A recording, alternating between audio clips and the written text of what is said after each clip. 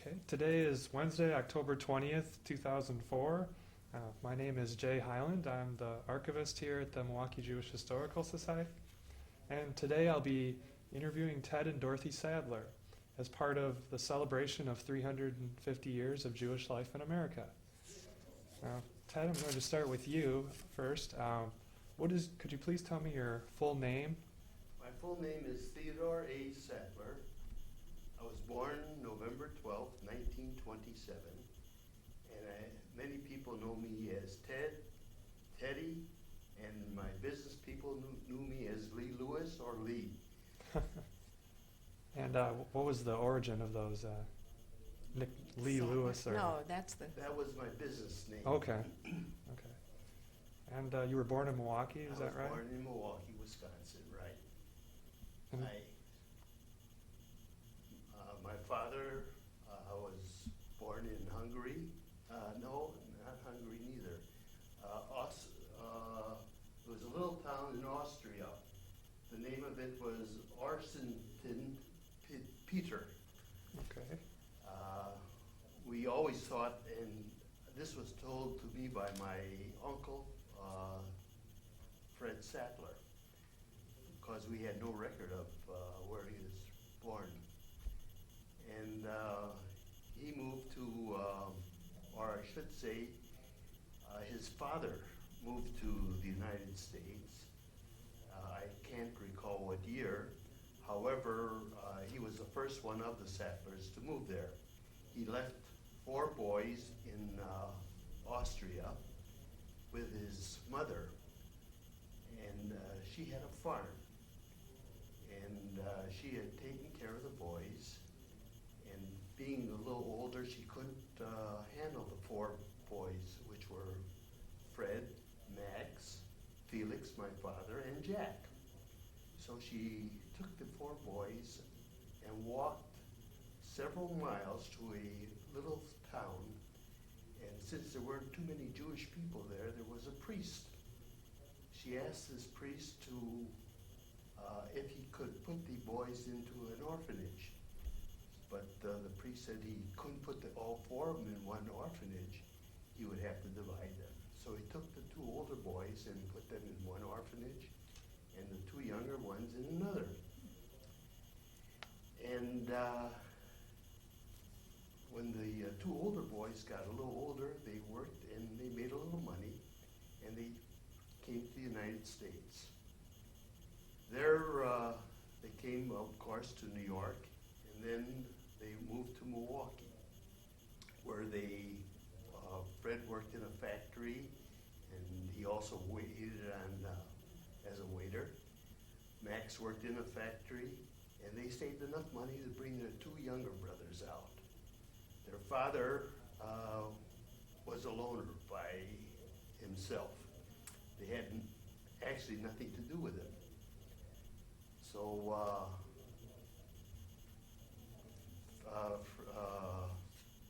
Felix got a job in a factory, and also World War I broke out. And he joined the Navy, and he was stationed at Great Lakes. Being at Great Lakes, he decided to work in the airplane division, and he became an airplane mechanic. After he left the Navy, he met my mother in Milwaukee, whose name was Irene Dicker. Irene came from a family of 5. She was the oldest. Then there was Sam Dicker, Teddy Dicker, Frank Dicker, and a sister by the name of Violet. Their mother was named Fanny Kirtz. She had married a man by the name of Joseph Dicker, who both had come from Hungary. After they came from Hungary and they settled in Milwaukee, Joseph, who was a cabinet maker, was not a good provider for the family. So my grandmother decided to divorce him, which was very rare in Wow. those years. Wow. She opened up a little restaurant and a small grocery store. And within a year or so, she met another man whose name was Julius Kurtz. Julius was working, he had come from Cincinnati, but he also originally had come from Hungary or Budapest. And he was a wonderful man. He took care of these 5 children as his own. And they all respected him, and he provided for them. I never knew, or I shouldn't say I never knew, I met Joseph Dicker maybe once or twice in my lifetime. Mhm. I never considered him as a grandfather. Julius opened up and my grandmother opened up a little grocery store again on 16th and McKinley, which they had for several years. After a couple years, he decided the grocery wasn't doing so good. He opened a tavern. And the tavern was a very good tavern for them. And my father decided to go to work in the tavern also. My sister was born Jean Sattler, and I was born probably 6 years later. Is that right? What was the name of the tavern? It was just the McKinley Tavern. McKinley Tavern? Right. Mhm. We lived upstairs from this tavern, and we ate in a back room on the lower level. Grandma made dinners and suppers and everything else. I listened to the radio down in the tavern. I did my homework in the tavern. We slept upstairs. In the kitchen, which was no longer a kitchen, that's where my sister and I slept. And of course, Mother and Dad had a bedroom, and Grandma and Grandpa had a bedroom. And there was a very nice dining room and a front room. We lived there for many years. And finally, my dad decided, and Mother bought a home on 6th and Chambers. The war broke out, number 2 war.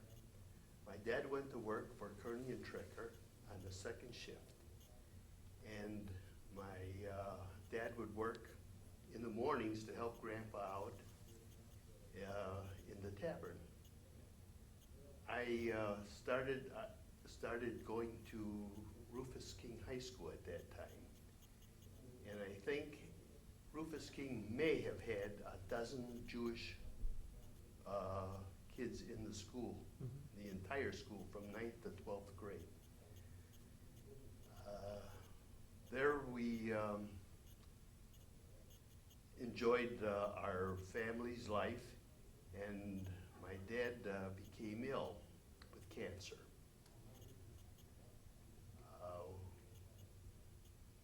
My sister was living in Washington, D.C., and her husband at that time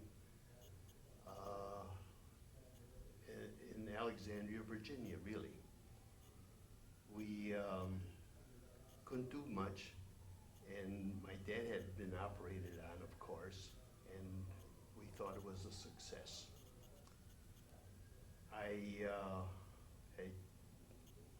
Before that, while I was still at home, I was probably 16 years old. My brother-in-law had an uncle, his name was Jack Feinberg, who worked for Schutz's clothing store. My brother-in-law asked me if I'd like to work there, and I said I would try. So he asked his uncle if it would be all right. Jack hired me. I worked Mondays and Fridays after school till 9 o'clock in the evening. And on Saturdays, I would work from 9 to 9. The wars broke out, and Jack wanted to take a vacation.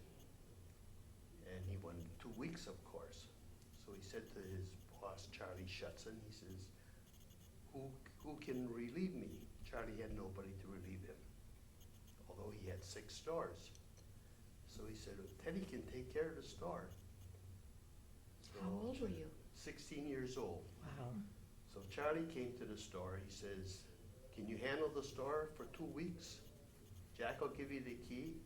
I said, I'll handle the store. At that time, I was making 30 cents an hour. So he said, okay, Jack, for the 2 weeks, give Teddy the combination to the safe, and every Monday, I'll come and pick up the money. Okay, fine. 2 weeks went by. Charlie came into the store. He says, Teddy, the man on South 16th Street store wants to take a vacation. Will you go there? I said, all right, I'll go there. So for 2 weeks, I did the same thing there. After 2 weeks came, he came to me again. He says, the man on South 16th Street wants to take a vacation. I said, all right. I went there every day from 9 o'clock till 6 o'clock on Monday and Thursdays. And no, from 9 o'clock till 9 o'clock on Monday and Thursdays, and daily till 6 o'clock, and Saturdays from 9 to 6. So I stayed there till 6 weeks, and finally I decided I wanted to take a couple weeks for myself during the summer vacation. So which I did. In the meantime, I wanted to graduate Rufus King already. Then I had gone to King from 9th grade to 12th grade, and I was going to graduate at 17, but I needed 2 more credits. I went to the ROTC with a few other boys. We passed the ROTCs because I wanted to get into the Air Force if possible, and it was almost impossible because I still didn't have my graduation. So they said, we'll give you your diploma after you graduate from ROTC. Well, my mother and dad didn't want that. They wanted me to graduate from Rufus King. So I decided I'm going to go to summer school that year. I needed only 2 credits, so I graduated I took my 2 credits in North, and I did graduate from Rufus King. Because I didn't want to go into the Army, being the A1, and the draft was still there. So I decided I want to join the Coast Guard. Not being old enough to sign for myself, someone had to go with me, and there wasn't a recruiting office in Milwaukee. So I got my mother to go with me to Chicago, and she signed me up. And I left for Baltimore, and I went to Curtis Bay in Baltimore, in Maryland, excuse me. From after my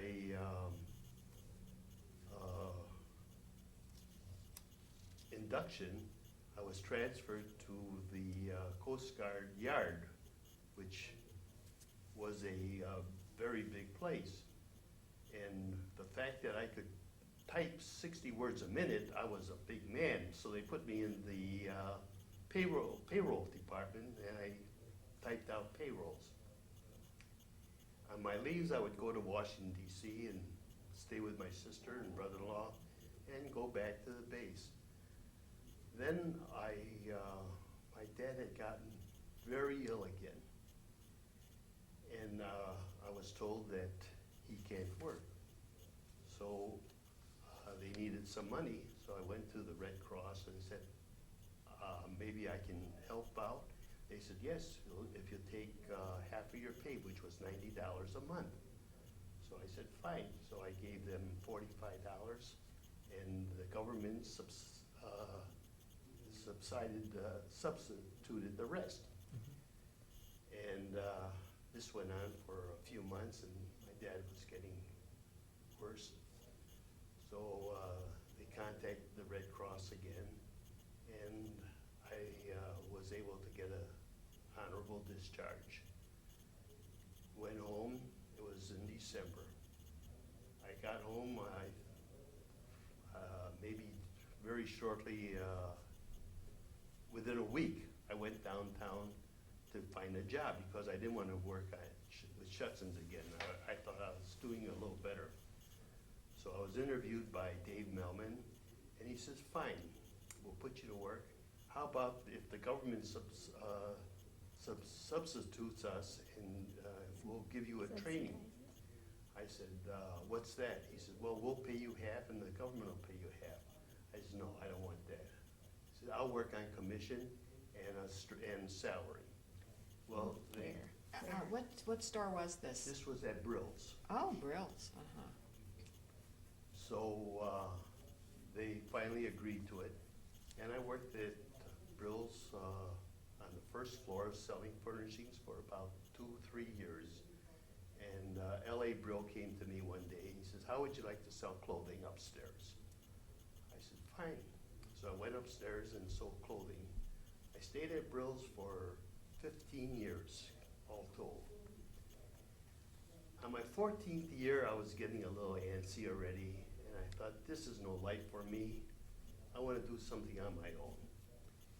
In the meantime, there was a store called Lee Lewis in the Schrader Hotel.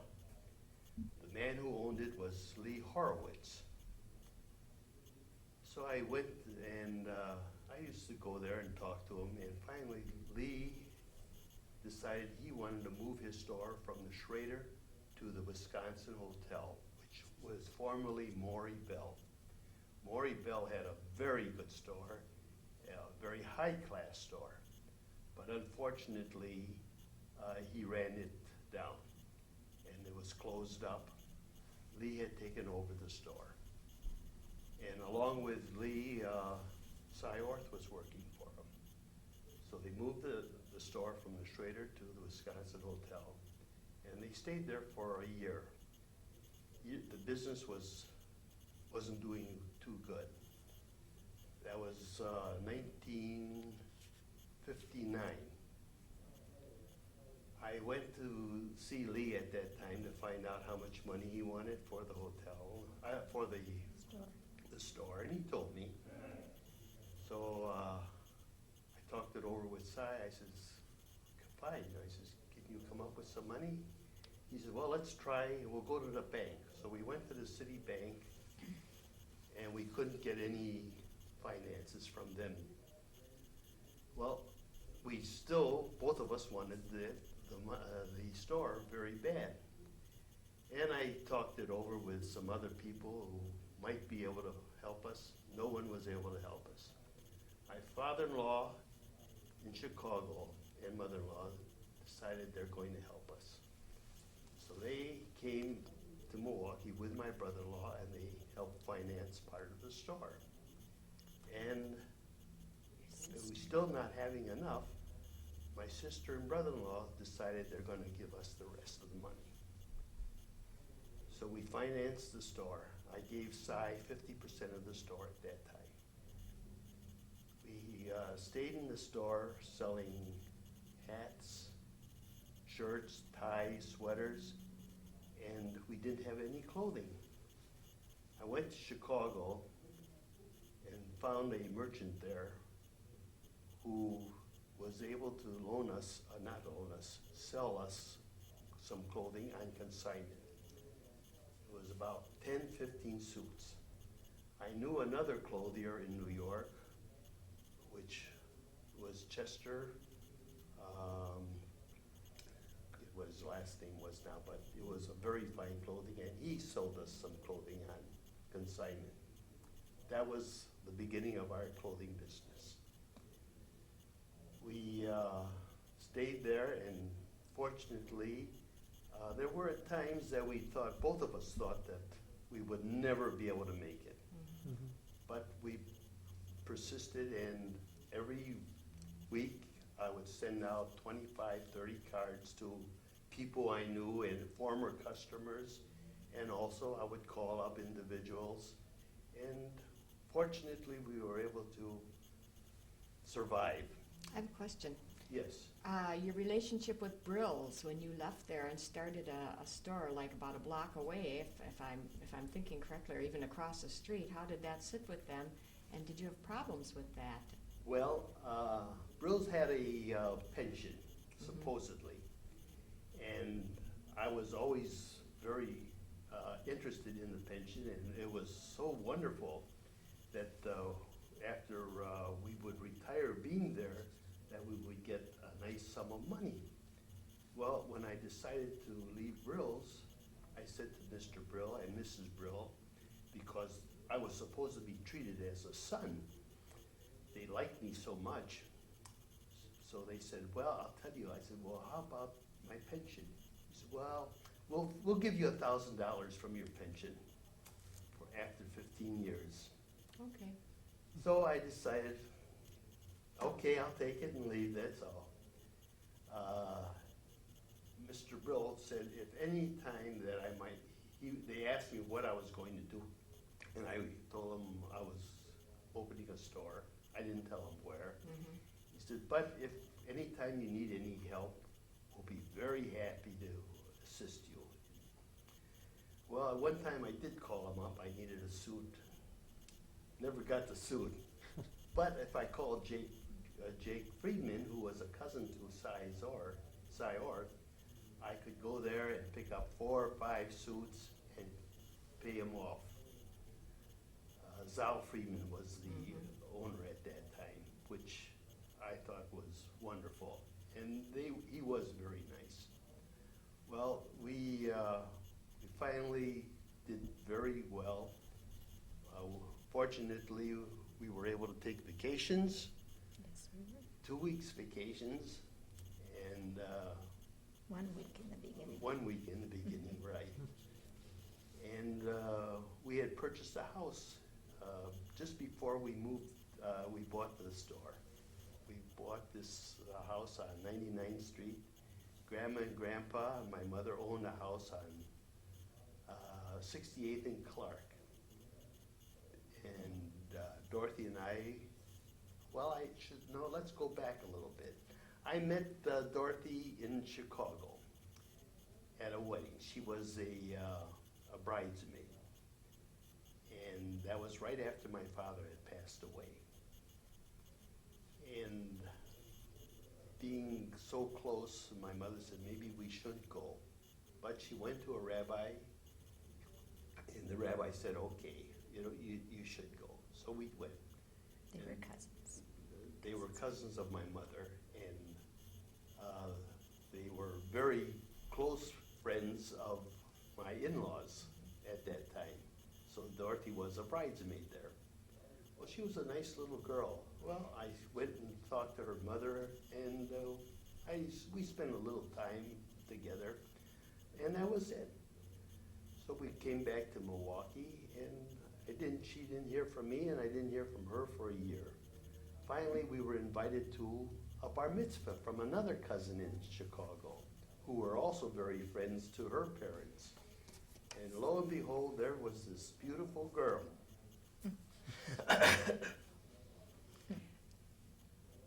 Her name was Dorothy Bistritz.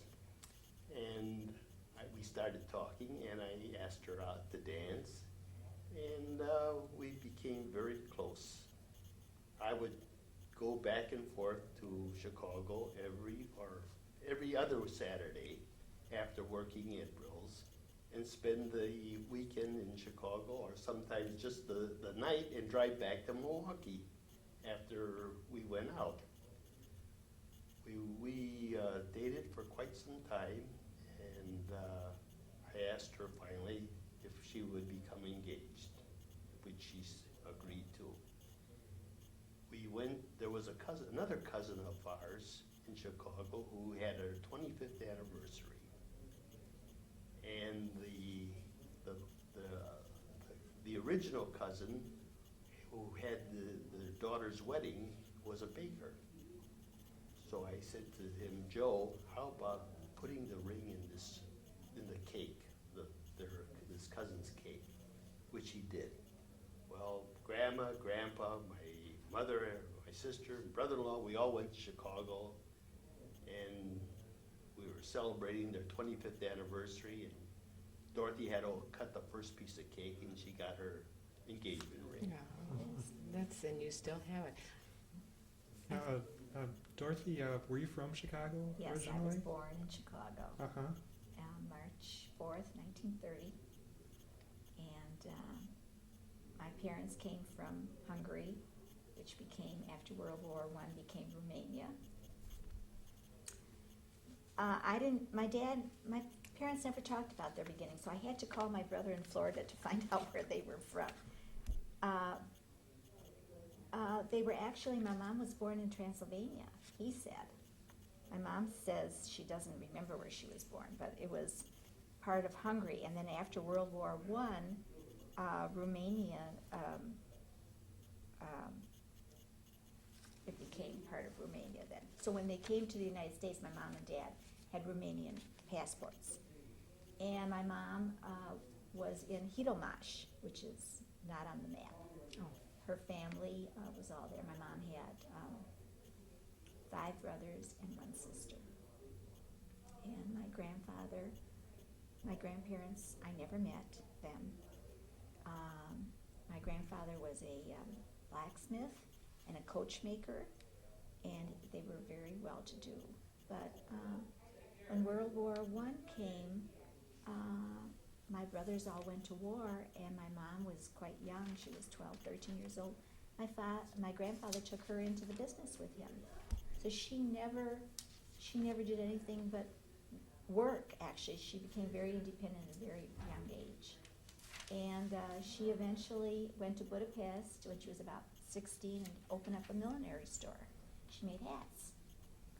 And so she saved up enough money. When World War I was over, my grandfather said that they were going to go, the family was going to go to Israel because it was getting very bad in Romania and Hungary.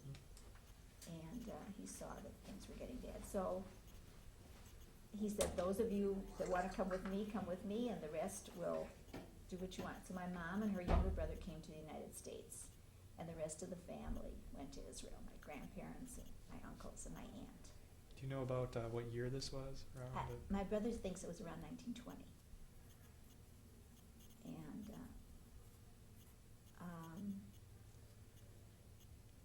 my mom came here and she worked here for a while, and I don't honestly know what she did, probably also with the hat business. And then she saved up enough money and she sent for my dad. And she brought my dad out here, and then they got married here in Chicago. And her brother. No, Uncle was already here. Oh, was he? Uncle was already here. And so we were a very small family in Chicago. It was my mom and dad, my brother and I, and my aunt and uncle. And they had no children. So I had a very small family, but Ted's cousins, who were his mother's cousins, were my family's best friends. Oh, okay. So that's how we met at the wedding, and that's how we met at family affairs. And we were engaged for 10 months, and then I moved to Milwaukee. Of course, my dad was very upset that I was coming to Milwaukee and leaving Chicago. But What did he call Milwaukee? a hick town, he said, you're moving to that hick town. And 54 years ago, we were married in 1950, September 1950. We met in 48, we were married in 50. And so I could not believe the size of Ted's family. He had uncles and aunts and cousins, and it was just overwhelming for me to get into this huge family. But everybody was wonderful to me. My mother-in-law was wonderful, my sister-in-law and brother-in-law. They were all very good to me. And so we lived in this duplex. Ted's grandparents and mother lived downstairs on 68th and Clark, and we lived upstairs for 6 years. We had 2 children there. We have 3 children. We have Tyler, our oldest, and Sheila, and then we have Barry. So we lived there for 6 years, and then we bought our little house on 99th Street, and we lived there for 46 years. And of course, in the meanwhile, Barry was born in 58. Ted bought the business in 60. So we had a lot of years of struggling, a lot of years of tough times, but Ted was an extremely hard worker, very persistent and very diligent and very good in what he did. And so we finally made a go of it, and it certainly paid off. It got our children all through college and Marriage? marriage. What year was Tyler married? Tyler is now married 30 years. Sheila's married 25 years. Barry's not married. And we have 4 wonderful grandchildren, Nathaniel, Jay, Gabrielle, and Marcia. And what do your children do for a living? Tyler owns his own business. He has smart building Maintenance. And Sheila is a learning disability teacher, and her husband, Emil, is a speech pathologist for MPS. And my daughter-in-law, Sharon, Tyler and Sharon married very young also.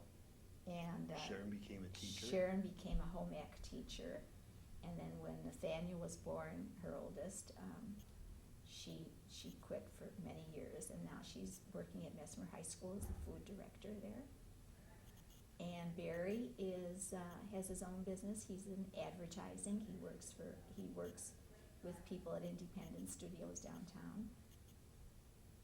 And very proud of all of them. Our oldest grandson, Nathaniel, graduated from MIT, and he is now working here in Milwaukee as an electrical engineer.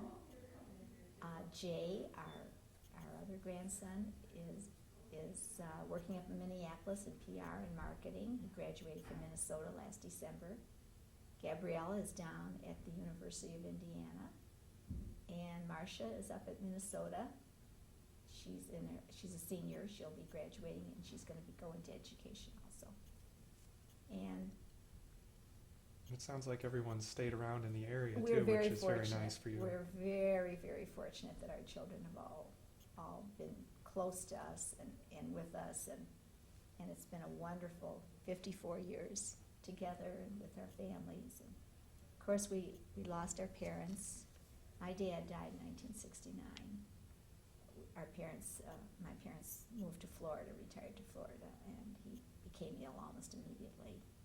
And my mom passed away in 1988. And my only brother is married and lives in Florida. So our family has dwindled. Ted's family, his aunts and uncles have gone. Several have gone. And our brother-in-law is gone. We are the senior citizens of the family. We are the old ones of the family now. Yes, we are. But we have a wonderful family, and we just, and our grandson Nathaniel got married last year, so we have a new family also. He married Hannah Albert, and so we have new family now, an extended family, and I've never regretted coming to Milwaukee, because Milwaukee has been just wonderful to me. The only thing I ever regretted was that I never went back to finish my education. I only had a year of college at the University of Illinois. And at that time in Chicago, it was Navy Pier. We were going to school at Navy Pier. My brother came back from the service, and he was going to school at the same time I was, and he wasn't happy about that because he's 5 years older than I am.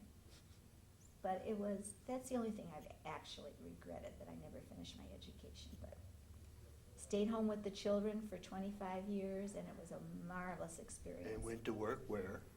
And after that, I went to work at Milwaukee School of Engineering for 20 years. And what did you do there? I was head of student academic records, and that was a marvelous experience. I met some wonderful, wonderful people. And ironically, when I started working there, I was the only Jewish person on the staff. There was a mechanical engineering engineer, what was his name, Marv Heifetz, and he was amazing, but he was the only Jewish teacher also, professor.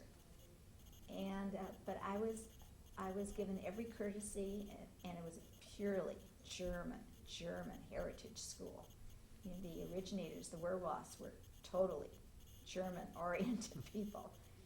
But when I took off for the high holidays, I was told by one of the vice presidents of finance that I could take it as a holiday, and I would get paid for it, and they treated me very well. And what award did you get there? I won the staff award for the year for Oh, how nice. 1987.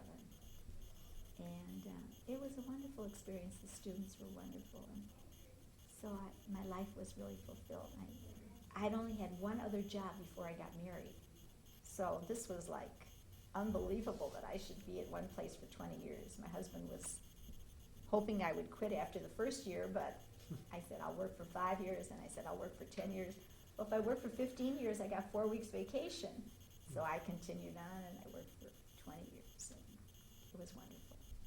Just out of curiosity, but did your father ever warm to Milwaukee and Oh grow to yes, like it? oh yes, oh yes. He was a little reluctant about Ted in the beginning because Ted wasn't quite kosher enough for him, quite religious enough for him. Mhm.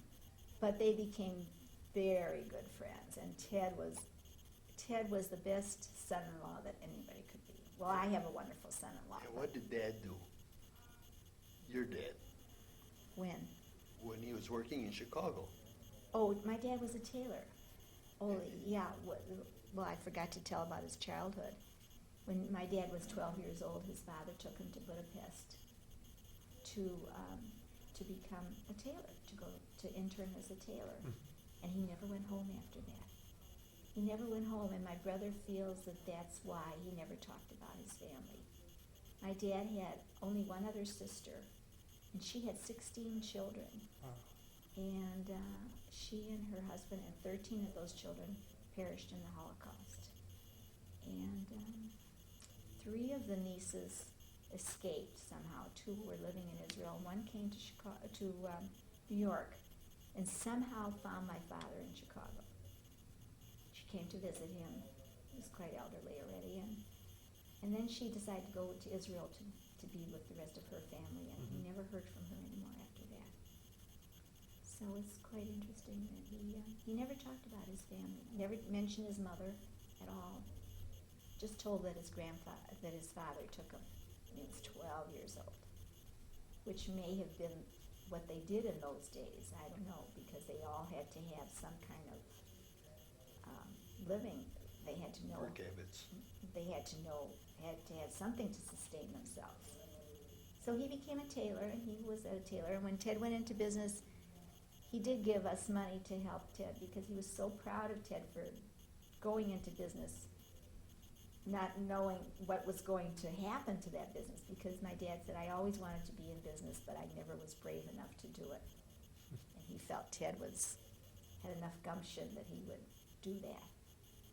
And so he was very proud of him. And the years my mom was in Florida for 20 years alone without my dad. And she wouldn't come back to live here with us.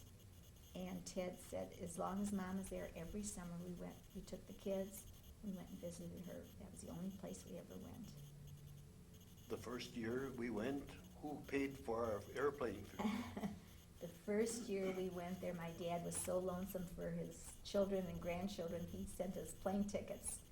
$500 for the 5 of us, which was unheard of, because it's a little more expensive nowadays. Right. But he just wanted to see his grandchildren so badly. And so we went there, and he was gone almost immediately after that. He just didn't survive well after that. And so my mom stayed there, and we went there all the time to see her. And after Mom passed away, and after Ted's mom passed away 4 years later, then we started taking our trips, and we decided we should see some of the world. Well, we had been to Israel twice. We took my mom in 1978 to see her family. We met my family in Israel. I have a cousin in Israel. For years, I never knew my grandparents from Israel either. And so We met your uncles and we met aunt. my uncles and aunt, who I'd never known all those years. And that was a wonderful experience. My mom stayed there. And then we went back again in 89.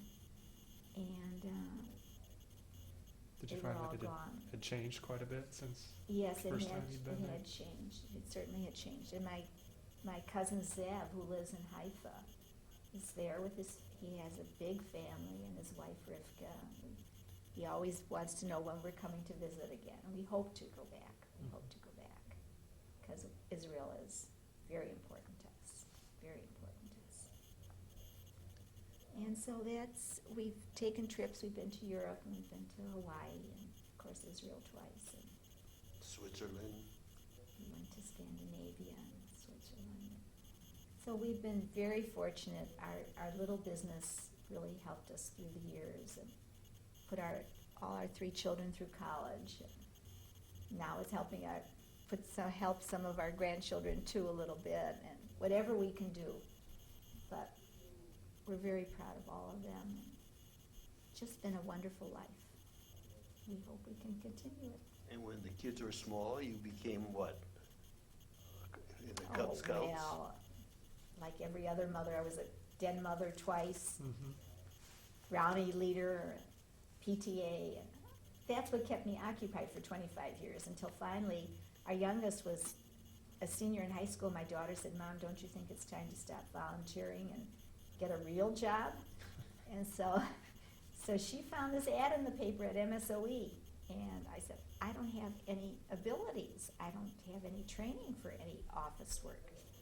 So I went, there was a job for a file clerk, and they said, okay, and I filled out an application, which I didn't even know how to fill out, and they called me a week later and said, well, we're sorry, she decided not to leave.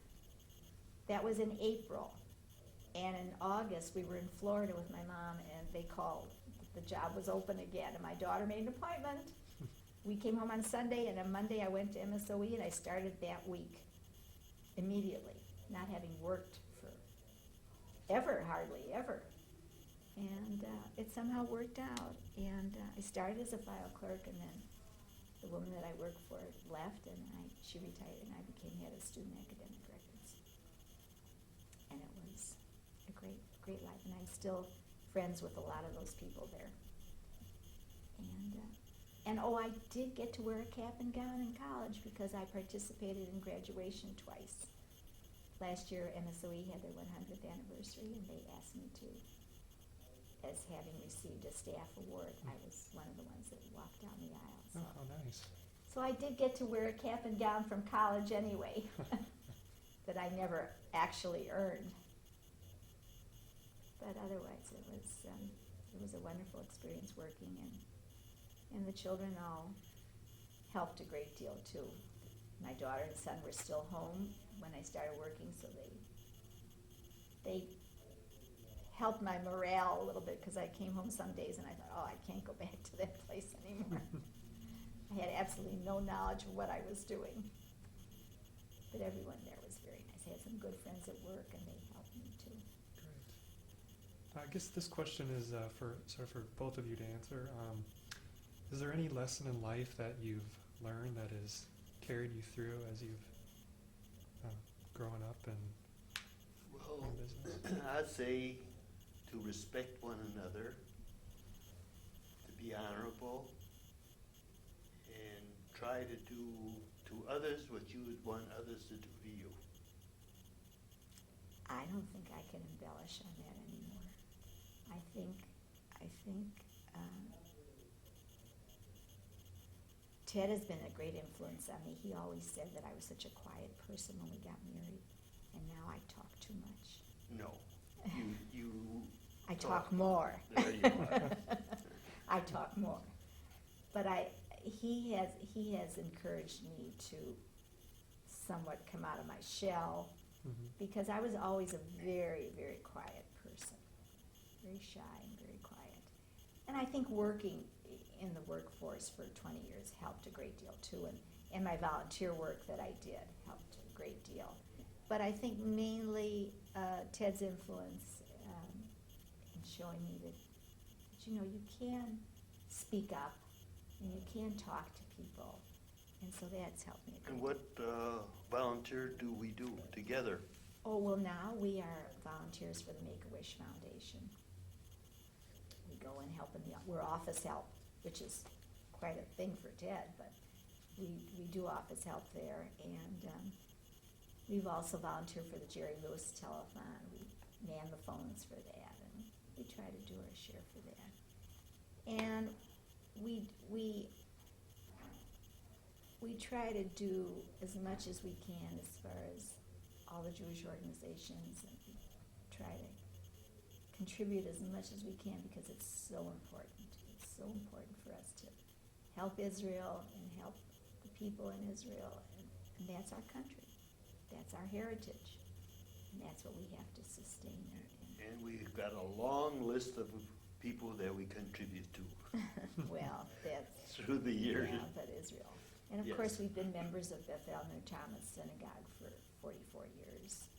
Our kids grew up there, and And when the boys were small, they got me to not join, but be an advisor to WIT AZA. And Tyler started this off, and he became the Aleph Gadol, or president of WIT AZA. And then my younger son also joined, and he became the Aleph Gadol of WIT AZA. And I was an advisor there for 10 years. And finally, it dwindled down that after I left, the WIT AZA was no longer. And our daughter also became she was active president in of her. DBG, and she became the president of her particular chapter. And she was also the chairperson for the Walk for Israel one year. So we were handing out hot dogs that day. And our children got us involved in things too, which was what we wanted to do, but it showed that we're a very close family. We're a very close family, and we're very privileged to have our children feel that way about us, and we certainly feel that way about them. And our grandchildren are very close to us too. They call us for wherever they are, and it's just been an amazing life that I never could have dreamt that it would have turned out this way, but I think Milwaukee was a big part of it because I don't think we would have had this kind of life in Chicago. No. It's just, it would be just too much in Chicago. Did either of you ever think of leaving Milwaukee or moving somewhere No. else at all? No. No, we haven't. No, we haven't. And the only regret I think I have is that I couldn't spend enough time. Well, see, he always worked such long hours when he worked at Brill's. He worked 2 nights a week. He worked till 9 o'clock at night. But we always, not those nights, but the nights he came home at 6 or 6:30, we always waited dinner. And when the boys were in Cub Scouts, he always coached their baseball team. He'd come home just in time to run to the playground. He didn't even change his clothes. He went in his suit coat to coach the team, and then eat his dinner at 8 or 8:30 whenever the game was over. And come to think of it, when we first opened up the store, during Christmas time, when we would have an influx of customers, Dorothy and Sai's wife, Edith, would come down to the store during Christmas time and keep their eye on different things in the store. We were the bodyguards. And later on, when our boys got a little older, they would come down every Christmas and Saturdays And Easter. and Easter. They would spend their time without any pay and help us in the store. And they became very good clothing salespeople Yes. too. I bet. Although that wasn't the profession they picked, but they were very good at it. And in the summertime, when Sai and I would take vacations, they would be there and help out either Sai or me. And they were very active in the store, and we thanked them. And all this time without any wages or pay, but our gratitude. Our utmost gratitude. And when it came time for Ted to close the store, was already very ill, and so he couldn't. That was for 6 months. For 6 months, they helped, and I was already retired. In the last couple months, I went down and helped.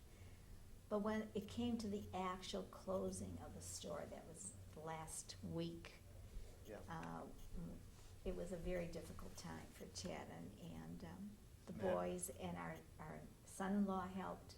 Even our grandsons came down for one day and helped us clean up the store. And As a matter of fact, our son Barry, who was in advertising at the time, went to the Journal and mentioned to them that we were closing the store after 40 years, and they sent a reporter to interview us. And a photographer. And a photographer, and Dorothy was interviewed, I was interviewed, It's a and big article. she also went to Cy's house to interview him.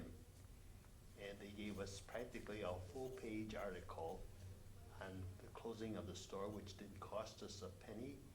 And we were just overwhelmed with good people, customers from years and years that just came in to say goodbye. And some even had to just purchase something to remember us by. So we were very thankful of our wonderful customers. And happy that we were able to close up and be healthy as we are right now, and happy and satisfied. Happily retired. Uh-huh. It's been 3 years for Ted.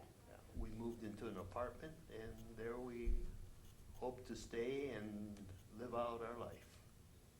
We'd love to have a copy of the nice article about both of you. We have two, each Two of the copies. boys framed it, not realizing that the other one was doing it. So in Uh-huh. our den, we have on one wall one copy, and on the other wall the other copy. And they both mean a great deal to us. They both decided to have those articles framed, not realizing that one and the other was doing. So we're very fortunate. We will, I think we have an extra copy. We'll see, we have. You Is have that- a copy, you said, didn't you? Yeah, we do. No, of the article from the Yes. newspaper. Do we Yes. have the article too? No, Oh, I thought you said you had an no, article. he said No, I he'd don't- like it. Oh, okay. I don't think we do. We've got the nice hat box that you gave us and The iron? Iron. the iron, right? So we're very grateful for those items. How would you like to be remembered as you look back on things? Dorothy?